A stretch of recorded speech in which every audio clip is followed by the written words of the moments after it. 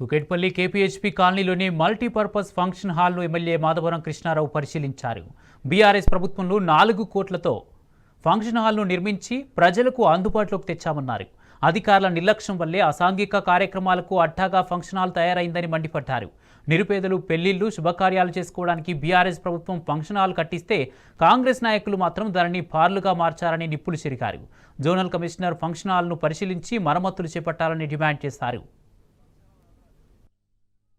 6 కోట్ల రూపాయలు పెట్టి ఆ రోజున నిరుపేదలు ఉంటారు ఫోర్త్ ప్లేస్ లో ఫంక్షన్ హాల్స్ లక్షలు తీసుకుంటా ఉన్నారు ప్రైవేట్ ఫంక్షన్ హాల్ అని చెప్పి కేటీ రామారావుతో మాట్లాడి ఆ రోజున ఒక బ్రహ్మాండమైనటువంటి ఫంక్షన్ హాల్ కట్టించి గేట్లు పెట్టించి బ్రహ్మాండంగా చేసి పెడితే ఈ కాంగ్రెస్ పార్టీ ప్రభుత్వం వచ్చిన తర్వాత హౌసింగ్ బోర్డు ల్యాండ్ల మీద అమ్ముకున్నంత శ్రద్ధ ఈ ప్రభుత్వానికి కనీసం నిరుపేదలు ఉండాలంటే ఆయన కుక్క పిల్లలు ఈ రోజున డెలివరీ అయ్యే పరిస్థితి చూస్తా ఉంటే ఇలా బస్సులు చూస్తా ఉంటే అన్ని బస్సులు తెచ్చేసారు. బస్సులలో బార్లు నడుస్తా ఉన్నాయి, మంచి మందు కొడతా ఉన్నారు, మంచి అన్ని రకాలు నడుస్తున్నాయి. ప్రజలకు ఏదైతే ప్రజలకు ఇచ్చినటువంటి ఆ రోజున మీరు ఇచ్చినటువంటి ఎలక్షన్ హామీలు ఇచ్చారు నెరవేర్చే ప్రయత్నం చేయండి తప్ప మేము కట్టించి నాశనం చేయొద్దని చెప్పి డిమాండ్ చేస్తా ఉన్నాం. నిరుపేదల పుట్టకుంటే ప్రయత్నం చేస్తారు తప్ప ఇలా కుక్కర్పల్లిలో కేపీహెచ్పీ నిరుపేద బతకాలంటే భయంకర పరిస్థితి తీసుకొచ్చారు. ఇక మీరు వచ్చేలేదు సచ్చేలేదు కానీ మా కుక్కర్పల్లిలో జరిగినటువంటి ల్యాండ్ అమ్మిన దాంట్లో మాకు కనీసం ఒక 30% అన్న మాకు డెవలప్మెంట్ చేయమని డిమాండ్ చేస్తా ఉన్నాం. అంటే ఆ రోజు జరుగుతున్నటువంటి పనులే తప్ప ఏ ఒక్క పని కూడా ఈ రోజు జరగట్లేదు. ఆ దోబిగాళ్లు జరగట్లేదు, ఇలా గ్రేవిగాళ్ళు అట్లనే జరుగుతా ఉన్నాయి. రోడ్లు పాడైపోయాయి. ఆ రోజు జరిగినటువంటి పనులు తప్ప ఈ రోజు ఒక్క పైస ఇవ్వకుండా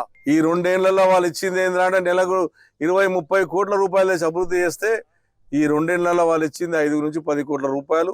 మాకు ఇచ్చిందంటే 10% వాటౌట్ ఇవ్వట్లేదు అధికారులు. నేను జెర్సీ గారు విజ్ఞప్తి చేస్తాను, ఇమీడియట్ విజిట్ పెట్టండి. ఇది 1 మంత్ లోపల గిట్ట ఈ ఫంక్షన్ హాల్ అందుబాటు తీసుకురాకపోతే ఖచ్చితంగా municipal head office Moosapet head office ఖచ్చితంగా తాళం వేపించి ఇస్తా, జాగ్రత్త అని చెప్పి నేను అధికారులను హెచ్చరిస్తాను.